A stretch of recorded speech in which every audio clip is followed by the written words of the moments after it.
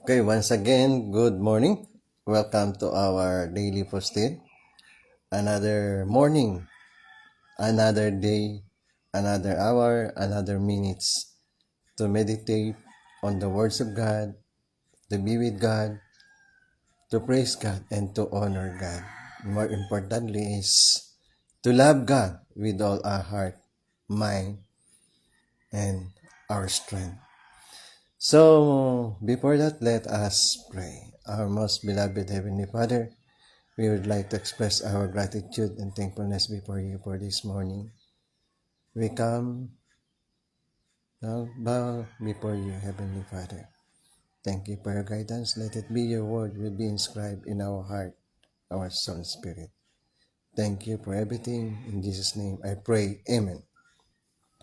So, my sharing for this morning is about salvation and the kingdom of heaven. Of course, when we talk about salvation, we cannot separate the kingdom of heaven, no? The kingdom of heaven from salvation.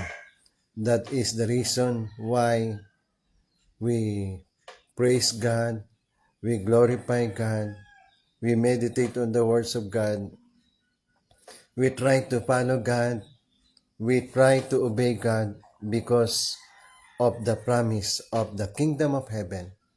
And together with the kingdom of heaven is eternal life. No? Because in the kingdom of heaven, we are going to live there for eternity. And to live for eternity, meaning to say, we need eternal life. And that eternal life comes from our Lord and Savior, Jesus Christ. Once we accept our Lord and Savior, Jesus Christ, then we are candidate to have that eternal life. We are candidate for the kingdom of heaven. So, taken from the Matthew chapter 7 verse 21 to 23, it says there, "Not all say to me, Lord, Lord, shall enter to the kingdom of heaven, but only who does the will of my Father who is in heaven." Of course, I am not trying to be a judge. I am not a judge. No, I have no authority to determine who will go to heaven and who will go to hell. It is God's prerogative. It is the sole authority of God to determine who will go to heaven, who will go to hell, who will be saved and not the same. So, my point here is just to make a comments, a pointers with regards to salvation and the kingdom of heaven. So that means we cannot go to kingdom of heaven unless we are saved, unless we have our salvation. First and foremost, we need to be saved. We need salvation to go to kingdom of heaven. But of course, salvation is not a one-time affair. This is not a one-time moment, one-time scenario, but it is a continuous process. Meaning to say, once we accept our Lord Jesus Christ, it does not stop there. Meaning to say, we need to continue to live in accordance with the will of God, in accordance with the heavenly life, in accordance with the heavenly culture, in accordance with heavenly tradition. We need to observe the words of Heavenly Father while we are living on earth. Of course, we don't know the coming of our Lord and Savior Jesus Christ, but the Lord said, watch, no, watch and pray, watch and wait. So that means we need to watch and wait for the coming of our Lord and Savior Jesus Christ. So that means while we are waiting for the coming of our Lord Jesus Christ, I think the best there is to live our life in accordance to heavenly tradition, in accordance to heavenly culture, in accordance to heavenly way of life. So that means if you are 16, 17, 18, 19, 20, you accept our Lord Jesus Christ. It doesn't stop there. But that is only a starting point where you are going to live in accordance to the will of God. So the will of God is for us to live in accordance to the heavenly way of life. What are those heavenly life? Meaning, number one is, excuse me, To love God with all our heart, with our strength, with our spirit. That is paramount. That is paramount in our life of faith. That is paramount when we accept our Lord Jesus Christ. We have the duty. We are duty bound. We have our responsibility. We have our relationship to establish with our Heavenly Father. We need to love God with all our heart, with all our strength, with our spirit. And that is number one. That is number one heavenly culture that we need to follow. To love God with all our heart. And another thing is to love our neighbor as we love ourselves. We cannot love God. We cannot say that we love God but we hate people.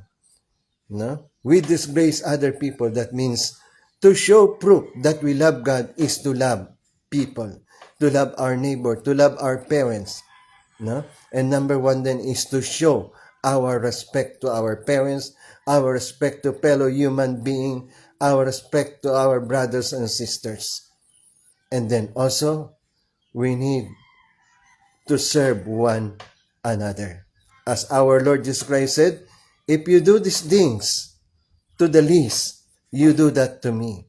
So that means when we serve others, when we serve fellow men, that means we serve God.